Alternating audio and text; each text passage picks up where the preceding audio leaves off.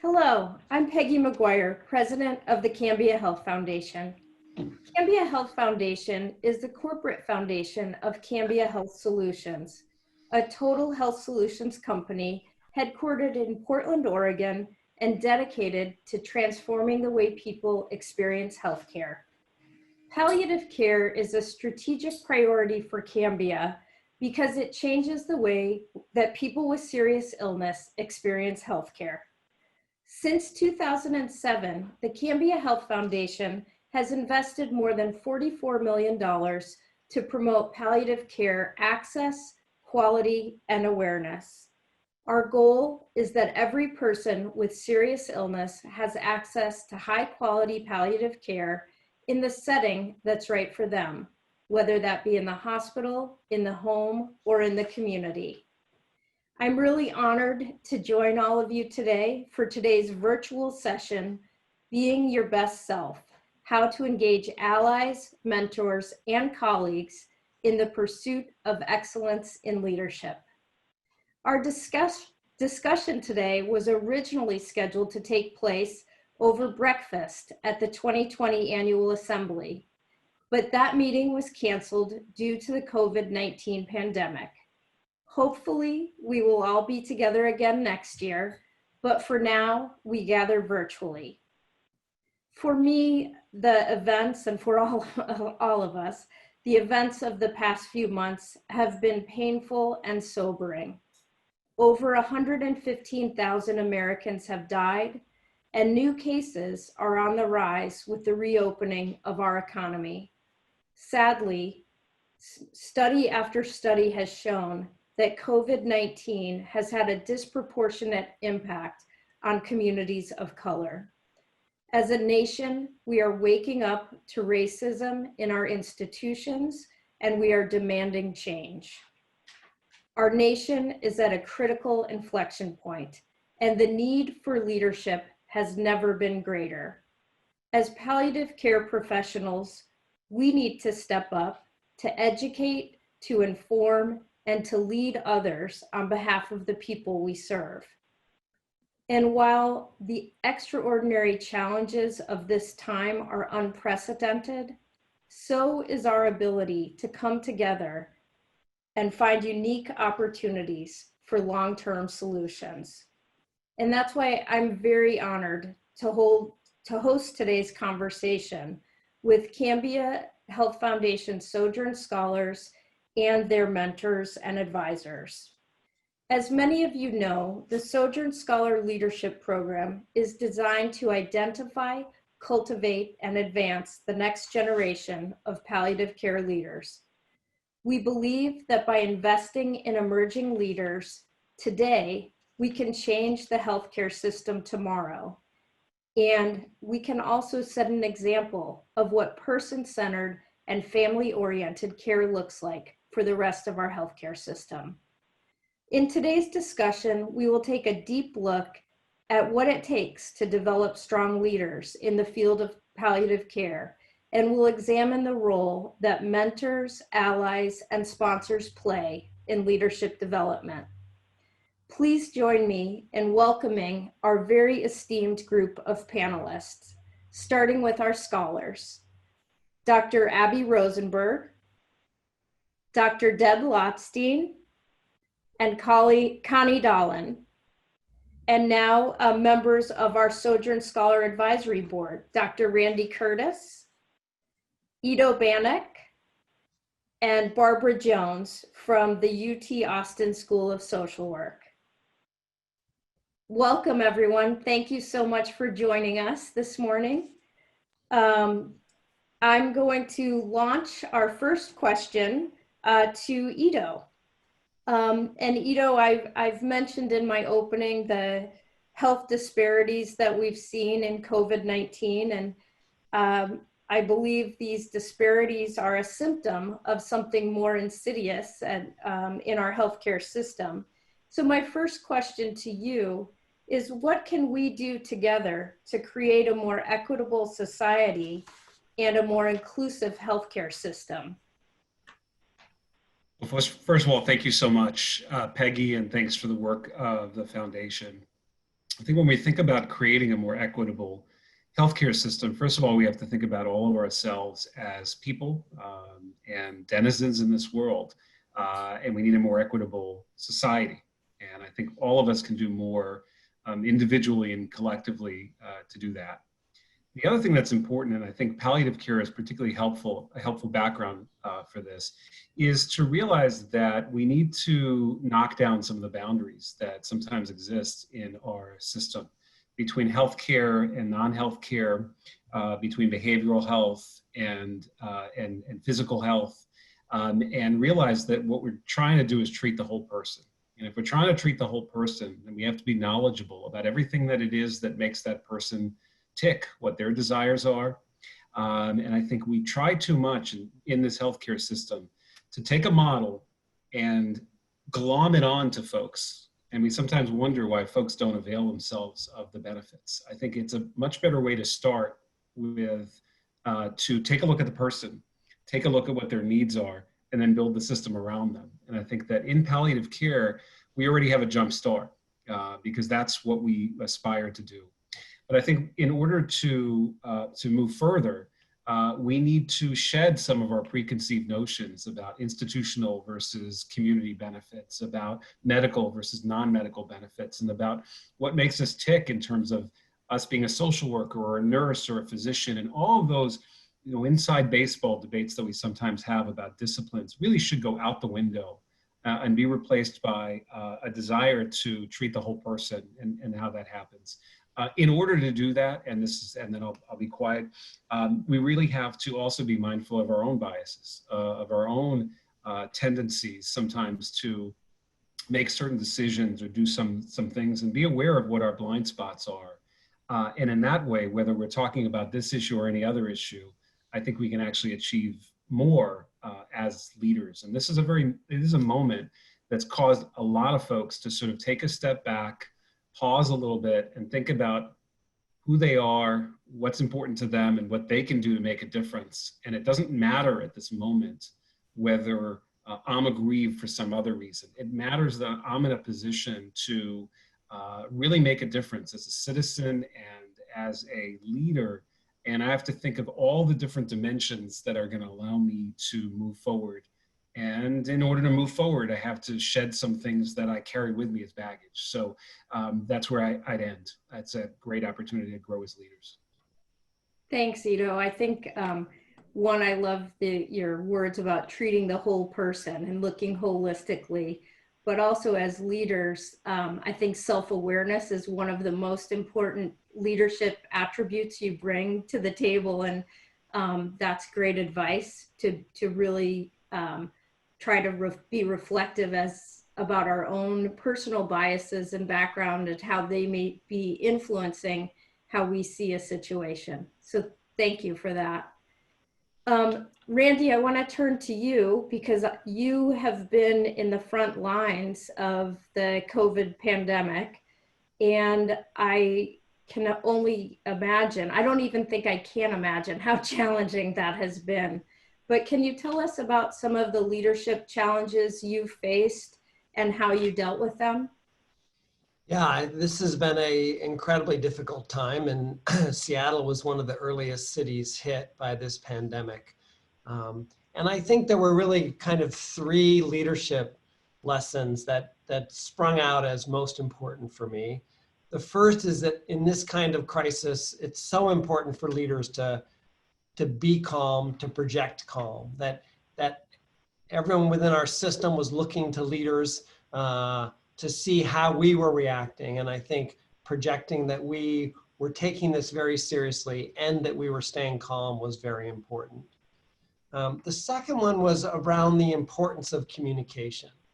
I think for many of us, when there's a lot of information coming at us, our instincts are to be quiet, gather information, and figure out what we want to say and be done with that figuring out. And that did not serve us well in COVID-19. It was really the opposite that worked well. To communicate early, to communicate uncertainty, to communicate that things are changing fast, but to keep the lines of communication open. And that really served us well in our palliative care system as well as throughout the healthcare system. And then the third piece, and I think Ido spoke to this as well, is really making sure that we're focusing on our core values. What's most important here? And at least for us in this pandemic, the three things that came out were making sure that we're delivering high quality patient care, making sure that we're supporting families in this incredibly difficult time, and then importantly, making sure that we are taking the time to protect our staff, to make sure our staff are safe and supported. And by focusing on those three core values, it allowed us to keep the ship moving forward when all of this information was coming from so many different directions, a lot of it conflicting, but it allowed us to sort of keep our direction forward. Thanks. And I think having that focus on your values probably helps to make decisions more clear when there is a lot of uncertainty and information is changing quickly. If you make that decision based on your values, you'll be headed in the right direction. Exactly. Yeah, that's great advice. Does anyone else want to comment on leadership lessons that you've learned during the COVID-19? All right, let me then go to the next question, which is I'm going to direct to Barbara. In my opening, I promised that we talk about mentors, sponsors, and allies. Can you tell us, help us understand those terms? What's the difference between them, and why are each of them important to leadership development? Well, thanks so much. I feel like I've been very lucky to serve in those three roles and benefit from those three roles. So I'll try to talk about how I see they're different. When I think about a mentor, it's somebody who has a long-term relationship, right? So it's someone who is guiding your career, staying there with you, helping you make meaningful decisions. Sometimes it even becomes personal mentorship as well. When I think about a sponsor, that's when we might lift somebody up for a board membership or an award, and we say, okay, this person is really, I want to nominate them for this. I want to lift them into the spotlight. It's more of a one-time occasion. And then allyship is critically important. And I think Ido's original comments even got us thinking about allyship, and we've been talking about it a lot in the world right now, right? So allyship in healthcare looks like, and across the board, looks like when one uses their power and privilege in a very intentional way to make sure that all voices are equally weighted, that all voices are heard, and that everyone is participating. And if we're honest with ourselves, many of us fall into categories where we have some power and privilege, and many of us fall into categories where we may not have power and privilege. So the first step is that self-awareness we've been talking about. So how do I have power and privilege? You know, as a faculty member, I have some power and privilege. As a white person, I have some power and privilege. As a woman, I may have less. As a social worker in some settings, I may have less. I have to be really intentional about that. And in the spaces where I have power and privilege, I need to use that for good. And in the places where I may have less, I might need to ask somebody to be my ally. And if not, then I gotta hope that everybody is being aware enough of their own that they think about those things. And allyship happens in overt ways and covert ways, right? So an overt way is very intentionally making sure that you direct a conversation to somebody who might not have as much power and privilege based on some issue such as race, gender, sexual orientation, or even discipline. And you're really, or maybe stage of career or age, and you're very, very clear that you bring that voice. But then there are the more subtle ways where we actually, those of us who have power, are intentionally quiet so that other voices can get in the room. And so I think some of our allyship is very obvious and visible, and some of it are the quiet times when we don't talk over someone and we don't speak for them, but we instead make space for them to speak their truth. Oh, that was such a great description. I don't think I've ever heard such a good description of allyship. Really, thank you. I appreciate that. That's helpful to me personally, so I appreciate it. I'm going to turn to Debra now and ask you to tell us about whether you've had mentors and sponsors in your career, and what did you gain from those relationships? Yeah, and thank you. And I think this conversation, while it was important a few months ago, it's even more important now. And I think just like Barbara was talking about allyship for helping to increase the diversity and equity within our field, I think mentorship and sponsorship obviously is a huge way to do that, and to make that implicit explicit. And I think personally, for me, when I think back to when I was younger in my career, you know, I had this sense, and I think this was being a woman in academic medicine, thinking I couldn't show that I needed certain kinds of help, that would make me seem like I was inadequate, and that I shouldn't need that kind of practical career help. And so I think I didn't ask for help when I could have used it. I didn't go to sessions like this when I was at meetings because I thought I shouldn't be there. And the older I've gotten, the more I go to sessions like this because you see how valuable it is. So that's one thing. And the other thing, I think I thought I was always looking for that one perfect mentor who did everything. And in my career, when I was younger, the mentors I had that were more like sponsors in the sense that they were very well connected. They connected me to federal agencies and to big projects and to leaders in the field. I learned so much from them, and they held me accountable, and they gave me feedback. And those are two like really key things in a mentor. I didn't know, it was often painful, you know, at times to hear that feedback or that accountability, but that's where I really grew. The other thing that the mentors I had early on were not in palliative care, and I feel like I got a little bit away from my passion for pediatric palliative care.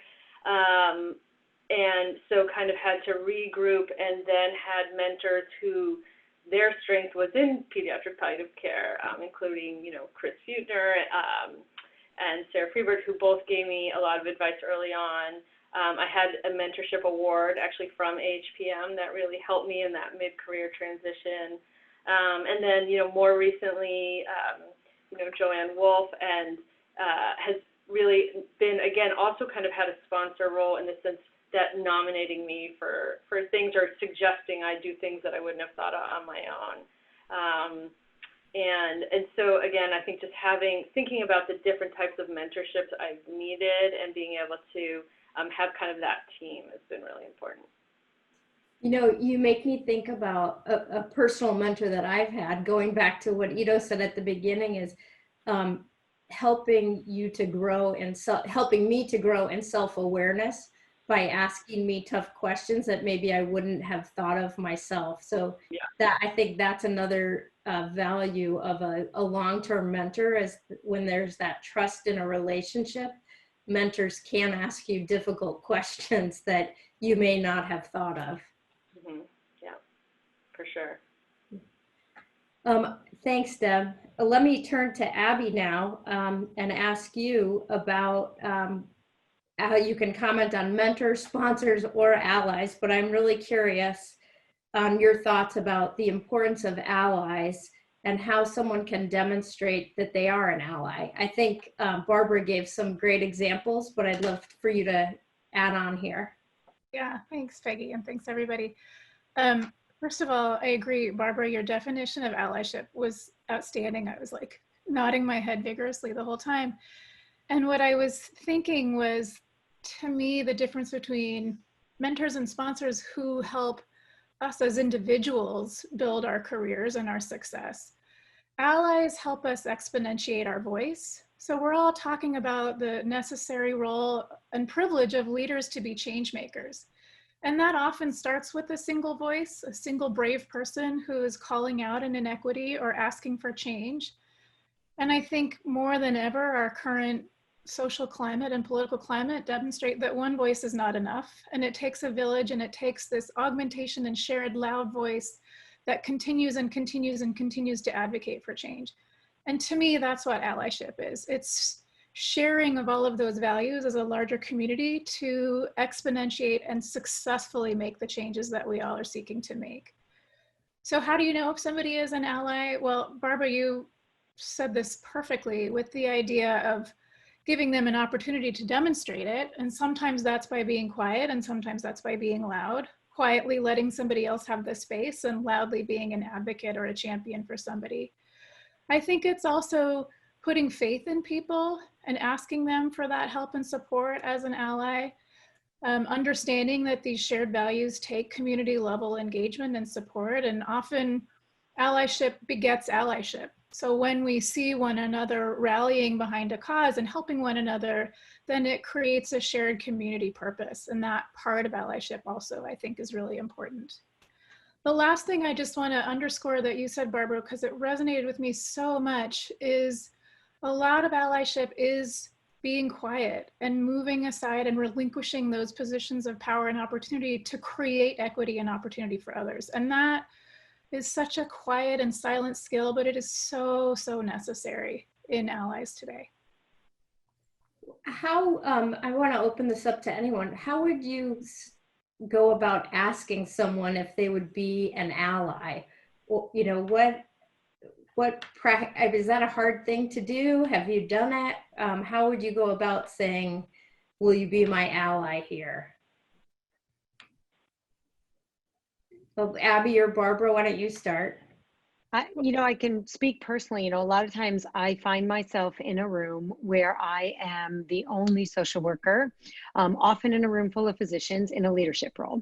And so as I've taken on more of those roles, both locally and nationally, sometimes I have to ask, sometimes I don't have to ask because I hang out with really cool, great people, but sometimes and they just do it. But I have been very clear and asked others, all right, I'm about to step into this space. I'm going to try to take up a little room, and it's going to be different for everybody else in the room because they're not used to my N of one social work voice. Will you back me up? Or will you even call on me if I need that? If it's that scary, maybe to step into the room, will you turn the conversation to me so I can say this thing or whatever? And I'll be really specific about what I need. I know what I want to say, but it's a little scary to step in a room when you have less power. So you need somebody with some of the power to share some. And so I'll ask them. And I usually identify somebody who I think will do that, who's already demonstrated that they're an ally or a mentor or a friend. Again, I feel so fortunate that a lot of the leadership opportunities that I have had have actually happened already because without asking, people have done that for me, either by sponsorship, mentorship, or allyship. And so I've been really grateful, and I've tried to learn and then offer it to others. But I'll be really clear, like, I need you to please do this one thing, But you look for the helper. Look for someone you think will say yes. I trust, yeah. Great. So I was just going to add on to that, Peggy, because I think I was thinking, Barbara, as you were talking, that there's such overlap between mentors, allies, and sponsors. And often our mentors become our allies, or sponsors become allies, and all around. And so for me, taking a step back, some of it is having those conversations with mentors and trusted colleagues in advance. Like, hey, here's something that I'm struggling with. Here's something that's important to me. Here's the way that I feel like I want to make change. What do you think? And you can tell fairly quickly, at least in many of my own personal conversations with people, how they respond to that call, and then how they demonstrate their allyship or not moving forward. So Barbara's talking about like advanced allyship, like 2.0, when you're in a room, like, this is what I'm going to do, I need a backup. But for those of us who are just struggling to identify our allies, I think some of the pre-work comes from rapport building and communication that we already do with those we have relationships with, just to say, hey, this is important to me, this is hard. What do you think? And how can we do this together? Great, thank you. Thank you both. Great advice. I'm gonna bring Connie into the conversation here and ask you to share with us what attributes do you look for in a mentor, and is it possible to have more than one mentor at the same time? So I think, that's such an interesting question. And I was thinking about it on so many different levels, because I think what's already been brought up is this whole idea of mentors can really vary depending on what discipline you're in. I feel like in medicine, there's this very deliberate way of education and at different points coaching about your role as well as you're advancing up to an attending. And so it's built into your education. I don't think it's as built into nursing and social work and chaplaincy. And Barbara, forgive me for kind of making that assumption, but I think medicine has done that well. And so I think within nursing, when you have a mentor, there's two parts to that, because one, as you start out, it's very much about your role, because it's the first time you're practicing by yourself and you haven't had that support of kind of going through internship, fellowship, residency. You're on your own and you're in that role. And so there's this part about needing a mentor for like, am I doing this role right? And so a very different mentor that I had when I just took my first job as an RN, and trying to figure out my role, and then having another mentor to help me with my career, like two different professional parts. And then when I became an APRN, it was again, because you're working at a different level and you can get all the content from anybody, but you need that RN role development part from going to an APN, because you've just got to kick it up a bit. So when I think about the mentors that I've had, they've been people who, as you all have mentioned, have been really passionate about what they do, that they are respected in the field. Now, they may be controversial, but they're still respected in the field, right? We're not going to agree with everybody, but they have really fostered some thoughtful process. But I also think that these are people who are knowledgeable. They have experience, because I'm kind of looking for them to be able to coach me. And then I think this other part is that they're available, because as you all know, there are a lot of people that we'd want to be our mentors. And at a certain point, they hit capacity. So how do we sort of have people that will be helpful for us? And I think that, I have mentors now, the clinical piece I'm a little more solid on, but I have mentors who are like my mentor to kind of think about business questions, my mentors who are helping me think about leadership per se, and then some other mentors who are sort of saying, okay, now where are you going to go? And I think both to Abby and Debra's point of, if your mentors are doing a really good job, they are going to ask you the hard questions, but they also are a place in my mind that you can share both your vulnerabilities and your courageous moments, right? Your vulnerable moments and your courageous moments. And they're holding both of those in there. They're going to keep them confidential, right? Because you don't want to be exposing yourself as a leader until you kind of figure some of those out. So those are just some of the things that I think about in terms of this mentors, and that you might have different mentors for different things at different parts of your career. I don't know if that makes sense, Abby and Debra and Barbara, just in terms of the different disciplines, or Ido too, probably in the legal field, it's like that as well. But yeah, great advice, Connie. Very practical and insightful. Randy, I know you've been a mentor to many of the Sojourn Scholars, but I'm sure you've been a mentor to others outside of the Scholars Program. How do you evaluate mentorship requests that come your way? And what do you look for in a mentee? Yeah, I like this question, Peggy, because I think that we talk a lot about what makes a good mentor, and we should.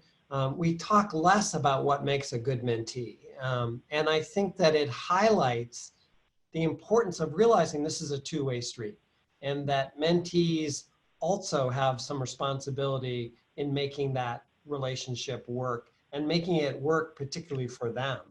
And so what I think is important in a mentee is that they clarify what they need. Are they looking for a mentor, a sponsor, an ally, or maybe a coach around a specific topic? And some of that clarification, particularly early in one's career, that may have to be done with the mentor. There may have to be open conversations about what, because you may not know what you need until you explore that a little bit. But I think being really thoughtful about what you need from a mentor, and as others have said, that one mentor may not meet all of your needs, and you may, in fact, often need more than one mentor. We put together mentoring committees for that explicit reason, because it's so rare that one person can meet all those needs. I think it's also important to be really respectful of your mentor's time. Good mentors are often very busy people. And so what can you do about that? You can come prepared to meetings or conversations. You can make sure you have an agenda for the conversation, and then ask your mentor if they have other things they want to add to the list, the agenda. And I think that it's helpful to be thoughtful about email etiquette. And if you're gonna communicate a lot by email, keep the emails brief. You know, different mentors have different styles. I prefer an email be about one particular topic that I can answer, as opposed to here's 6 things I want an answer to. But working that out with your mentor ahead of time. And then I think it's very helpful to really think about being energized and engaged. I know that's what I enjoy, working with mentees who are very energized and engaged and are sharing with me what's going on in their lives, even when that means things aren't going well. I mean, mentors may be different, and there may be people who don't want to hear from you when things are going well, but I would argue that's not a good mentor. And I appreciate when my mentees are honest with me. I often say to my mentees, we meet regularly. If you don't think you have anything to talk about, we better meet, because that's something that we need to talk about, is why you don't have anything to talk about. And then I think the last thing I'll say is just keeping in the back of your mind, what's in it for a mentor. It really ought to be a two-way street. There ought to be something in it for both parties, so that it's as productive a relationship as possible. And sometimes that's just sort of keeping that in your mind, is, what is my mentor getting out of this? That's great. Thanks, Randy. I love that you started and finished with the idea of a two-way street, right? And making sure the goals of the relationship are clear, and that the mentee knows what he or she wants from the relationship and is prepared for each conversation. I think both parties will get the most out of the relationship that way. So thanks. Does anyone else want to add to Randy's comments there about what makes a good mentor-mentee relationship? I was just thinking about also, Randy, this part about when do you know it's time that you've done what you can do, right? That ending part, which we in palliative care should know our termination well, but I think as human beings, that time when it's time to sort of say, okay, we've run our course. Just curious what your thoughts are on that. Yeah, I mean, I think that that mentoring relationships can transition and come to an end for a couple of different reasons. One is that there may be this sort of natural transition in your career where you start to look to other people to give you additional input as your interests or focus shift away from your mentor. Also, as we develop in our career, we look for our mentors for different things. So I've had some mentors I've had for 20 years, but their role has changed a lot in each different phase of my career. And then the last thing I would say is that not all mentoring relationships are good ones. And sometimes it's time to transition or end a mentoring relationship because it's not productive, it's not working, you're not getting what you need. And I think it's important to be honest about that. And I think I've seen too many mentees over the years think that was their fault and sort of hold on to mentoring relationships that weren't working too long. And that may be a great place to look for another mentor to help you sort out, is this relationship something that I can fix and make productive, or is it really time to end this mentoring relationship? Abby, I'm going to ask you to add your thoughts here. How do you know when it's time to move on or transition to a different mentor? Yeah, I think all of these pieces of advice are really important. I have found that I try to think about it less as moving away from something and more about moving towards something else. And for me, that frame shift of what do I need? Are my needs being met? And how can I continue to evolve and diversify the ways that people help me is in some ways easier than the work of saying this isn't working the way Randy's describing. I think when you're a mentee, that's a really hard acknowledgement to make. So instead saying, what other needs do I have? And then those relationships tend to evolve more organically. So for me, it's really doing individual needs assessments all the time. What am I trying to learn? What am I trying to do in my career? Who can help me to do that? Who are the relationships that I have that are really obviously strengthening my success, and where are the ones where I just feel like it's not as good of a use of my time. And I pay attention to that, and I move towards the places where I feel like I'm growing. Yeah. And to Randy's point, when you can feel like it might not be the best use of your mentor's time either. Right. Yeah. Right. And I do think Randy's point that it's not an individual mentee's fault when that happens is so important. It sometimes takes a little bit of time and reflection to get to the point where you can see that, though. So in the real time of saying, what are my needs right now and how do I continue to thrive in my career is the question that we can answer more immediately. Right. I mean, if I can just add, Peggy, what I've had mentors in my career who were spectacular mentors for one phase of my career and not great mentors for the next phase. And that's, you know, that's a reflection of our relationship, not them per se. But I think that's important to keep in mind, that as you progress and develop, you may need different things, and that mentor may not be able to meet those. yeah, it probably means growth has occurred and that the mentoring worked. Exactly. Yeah. And then I just, sorry, Peggy, I just want to, Sure. Randy and I are totally playing off each other. I want to just like pile onto this to loop back to mentors, sponsors, allies. The other thing is that as those relationships evolve, mentors might become your allies and peers and colleagues in a way that is so meaningful and enriching in a different way than you're used to. And so again, being open to what your life and career and relationships look like at each stage, to me, is really important. Right, that's great. And it starts with going back to self-awareness and that needs assessment. What are you looking for at that point in your career? Great advice. Ido, I'm gonna put you on the spot here because I know at this stage in your career, you've been both a mentor and a mentee, sometimes at the same time. And so how do you manage that? And what have you learned from your mentees?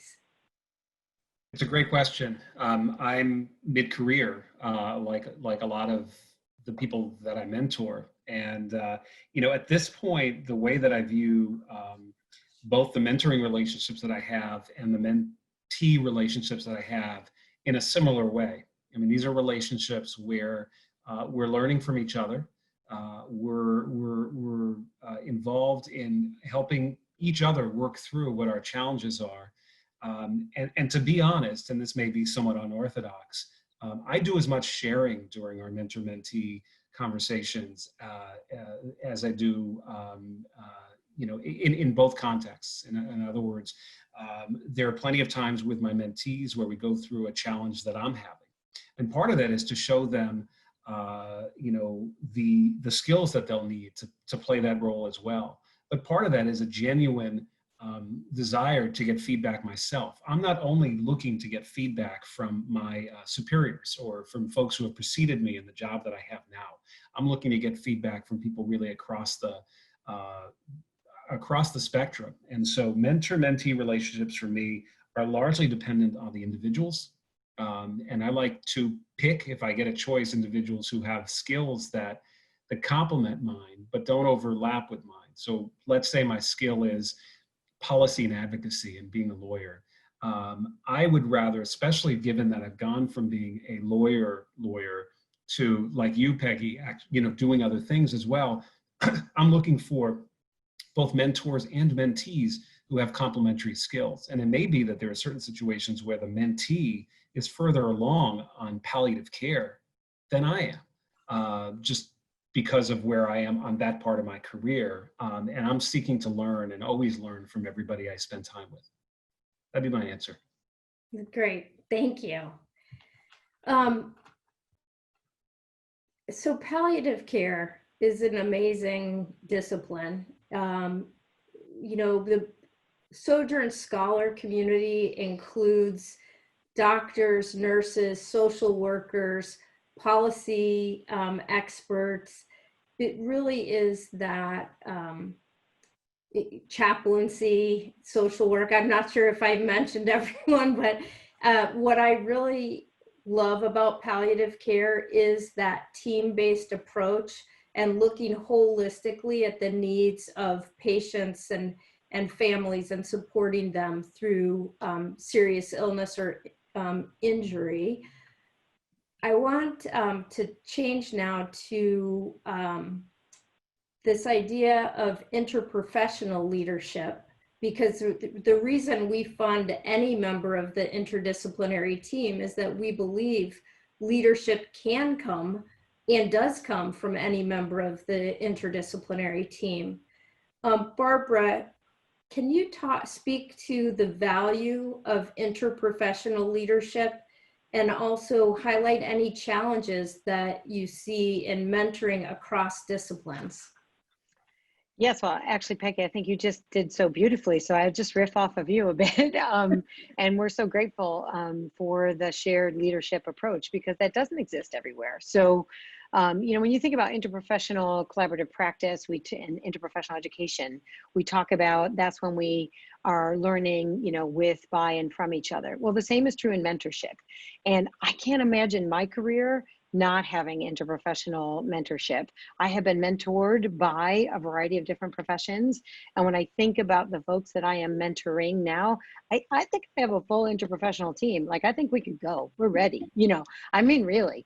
And that's amazing to me, because as Ida was just highlighting, I learn as much from them as allegedly they are learning from me. And there are times when we need different types of mentorship. So there are times when you need a mentor from your own field to say, walk me through. Connie was doing a really good job of explaining this. Walk me through how I get to this next phase and we speak the same language and you totally understand where I'm trying to get next. Or walk me through how I lift my voice up in this setting, or how perhaps I quiet my voice so somebody else, like in one-on-one together, talk to me about how we do this. And I mentor a lot of social workers in that space and have been mentored by. But the real richness, I truly believe, is when we're mentoring each other, because then we are speaking across language and translating and saying, what can I learn from your approach? And what can you learn from mine?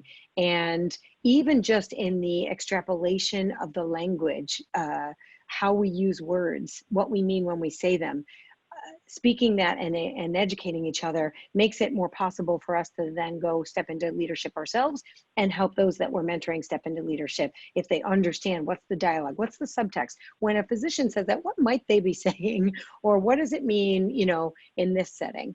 Or when a nurse is taking us down this road, where are we going? You know, so how can I understand and make sure that I'm speaking the same language, essentially. So I think that's really important, and we grow in that way. And sometimes we need clinical mentorship, sometimes we need education mentorship, sometimes we need research, sometimes leadership. And again, there are strengths in all of our fields that help us grow. Some of the best research mentorship I have gotten is from my nursing colleagues, just gonna throw that right out there. So we grow so much from each other. And yeah, there are challenges. The challenges are we have to take the time, and back to what I was saying earlier, I feel a little redundant, but we have to be intentional about explaining what we mean. Even just, I find in a setting, if we're talking about clinical research, what does it mean when Abby's talking about clinical research or I'm talking about clinical research? And maybe Abby and I are closely aligned in how we do research, but let's say, you know, somebody else is doing a clinical trial and they're using clinical trial of a drug and they're using clinical research in a way that might be different than I mean it. Taking the time to spell that out and understand that is going to help us both speak better together and lead forward. So there are language barriers. There are power differentials, which again, we have to pay attention to. But I think that the richness is worth whatever the struggle is in moving through that dialogue. Thank you. So intentional about needs, purposeful about the engagement, and then communication. And translation, yeah. And translation, yeah, great. Does anyone want to add to that? I think it was an excellent answer, but I'll give people the option to add on.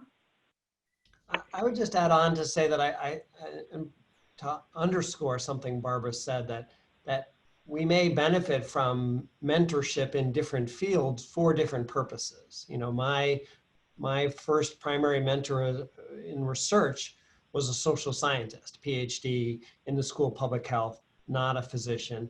And I needed a mentor within my division, in my department, to help me advance in my career. And so both of those are key. And more recently, as I look to mentors around leadership questions, some of the best mentors have been people outside of my field, because there are some really common leadership themes that cut across fields. And medicine, I think, has a pretty tunnel vision view of what leadership means. And it's nice to get an outside perspective on leadership questions. That's great.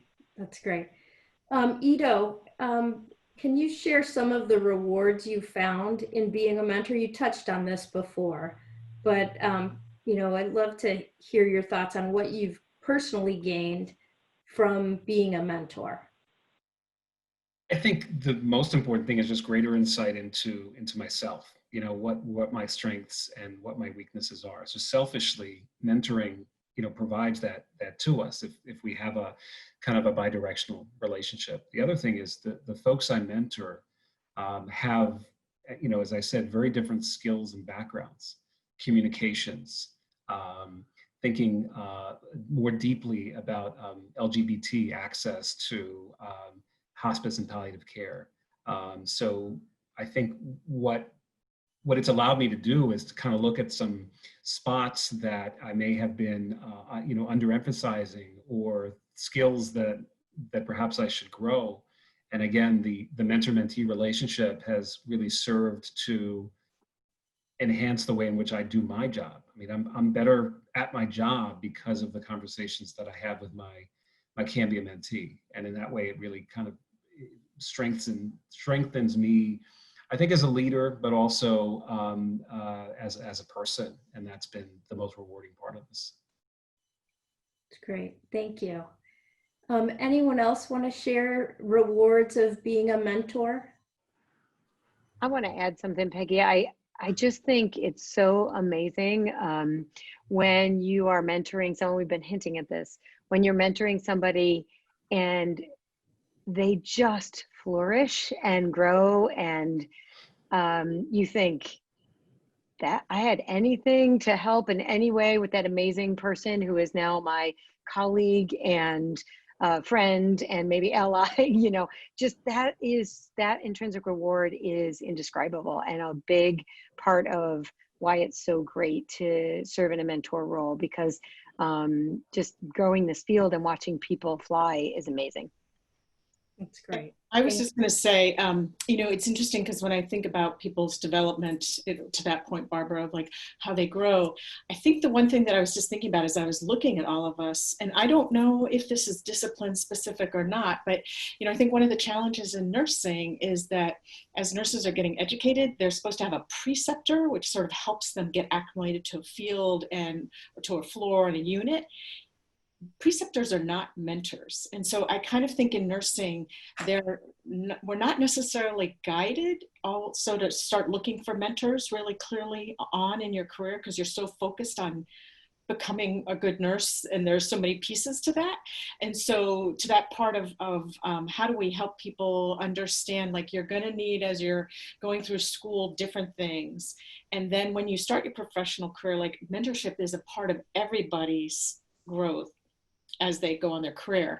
And I kind of wonder sometimes if there's something we need to do more with that. And I also think about that with my daughters, because as you all know, terms change. And so the word networking is really not cool to say now. You're supposed to be finding people's history or their story. You don't say networking anymore. But this whole part about mentoring, when I've talked to them, they're like, Mom, that's just so corporate. And yet it's not, right? So how do we sort of engender this part that mentoring is really about our growth and being happy in a field? So those were just some of the things, Barbara, as you were talking, that I think about, of like the mentoring part, that it's so important and it's lovely to see. And yet how do we make it be sort of part of the lexicon of anybody's career? Thanks, Connie. We have about 10 minutes left in this discussion, and this is where I wish we were together in person at breakfast, because I would open it up to the audience to see if there were any burning questions for any of you all. I'm going to ask you to tell me, is there anything you wish I had asked you about leadership or mentorship that I didn't ask? Anything that you would like to share with our audience right now about your experience as leaders, mentors, allies, sponsors. Anything I should have asked that I didn't? Deb, you're shaking your head. Oh, Connie, go ahead. No, I was just going to say, but Deb, sorry. I was just thinking, you know, sometimes like as we have this imposter syndrome about being a leader, I think sometimes there's an imposter syndrome about being a good mentor. And so like, what are the resources? Because I think people get asked and sometimes you're like, really, am I that person? How do I have those skills? And so being able to think about the resources of being a good mentor and being a good mentee. And so I know some of the ones that have been done in nursing, that's sort of like a handbook of how to be a mentor and a mentee, which I looked at it and I was like, oh, this is really interesting because it's not necessarily intuitive. And so it's a skill set. And so I think, how do we help people to have the resources, both as a mentee and a mentor, of what makes that work? Because I think otherwise it can be so nebulous and people don't know sort of like the ground rules or some of the steps. So that just came to my mind. I don't know if that resonates with any of the rest of you. Yeah, I was just going to say that the other thing that resonates with me is that in discussing, you know, best practices and mentor-mentee relationships and even defining it, I don't want to forget the fact that, like any other kind of relationship, the best kinds of things are often organic. And so the way in which we get to know folks and the interactions that we have, we need to leave enough space to have those relationships as well, where it's not studied, it's not scientific, but it's organic and it happens. And so that's, I think, one thing that I just want to highlight. The other thing is, you know, we sometimes put up dividing walls behind or between what is the work us and the, you know, the real us or the other part of us. It's all part of us. In these times of COVID-19 and tensions, you know, across the country, I think it's even more important to be open and be open to sharing more and be open to hearing more. When I talk to my mentees, I want to know how they're doing, you know, first of all, not academically or professionally. I want to know how they're doing. And I think that that's, and I want to share how I'm doing. I think that that's a really good way to really get into, you know, if you're struggling right now with your teenage kid or there's something going on in the world that's really troubling you, it's going to be impossible to have a conversation about your research. And so priority is important as well. Yeah. You know, I was just going to say, the same, almost the same thing, looping all the way back to the beginning of this conversation about COVID and what we've learned. To me, if you think about leadership, mentorship, allyship, any of those terms, the role is to serve and to help other people in the process. And we do that inherently in palliative care. We think about seeing the whole person. And that translates into the professional workplace as leaders, as mentors too. The thing that I've been noticing more and more in COVID, and Randy alluded to this a little bit when he was talking about transparency and frequency of communication, the other is just being vulnerable and compassionate and human, and being able to start conversations with, this is really hard, and here's how we are feeling, or how are you feeling, and taking that emotional temperature of people. So I think about it the same way we would care for patients. You can't take care of them without recognizing their emotional and whole person needs. That's true for mentees and other people we help. So to normalize that part of leadership and say there are skills that we need to really champion, especially when times are hard, that are much more humanistic and compassionate and have to do with communication and supporting people's whole lives and whole beings instead of just the microcosm of the work that we do. I would just add to that, because I was thinking along the same lines as the two of you, but I would also add that, you know, mentoring is a relationship, and relationships are hard and they need work, and we're all going through a lot. So some self-compassion goes a long way too, both as a mentor and a mentee. And I know even during this time for myself, I have a number of people that I mentor, and there are times I've had to reschedule something or move it around, not because I don't want to mentor them, but because something's happening that day in my world, in my newly orchestrated world, that needs tending, and they're okay with that. I'm going to get to them. and we're going to have time together, but they're going to get more of me if I can tend here and then respond. And, you know, I've had to just be gentle with myself too and say, I'm a human living through this, and I can offer myself self-compassion through how I take care of all the people I care about in the world. Thank you, Barbara. Deb, you're nodding. Is there anything you'd want to add, or you just agree? Well, I appreciate that, and I think it's been really important to me when I've talked to mentors when they've shared like how they navigate their work and their personal life, when they've talked to me about the importance of thinking about your personal life and thinking about your sort of whole self in your work. That's been some of the more important mentoring I've had, actually. So both, I think, on both sides, as a mentor or a mentee, that sharing that's being mentioned and that sharing of that vulnerability, I think, goes a really long way. Thank you, Deb. Well, we're wrapping up our conversation here. We have less than 5 minutes. And, you know, Abby, I just love what you said about the common denominator between between leadership, sponsorship, allyship, and mentorship. The common denominator is caring. And that is something, in my experience, I've seen palliative care professionals bring to the table in spades. I think, you know, this group of people, certainly the Sojourn Scholar community, but, you know, most palliative care professionals I've seen are the most compassionate, caring people that I know. And so I think, you know, all of you have the capacity to be excellent leaders and mentors and allies and sponsors by virtue of your caring and compassion. And so thank you for raising that common denominator. I really see it. And that was an aha moment for me. Thank you all for being here today, for participating in this virtual conversation. I can't wait to see you all in person again, but it's been fun having this conversation with you.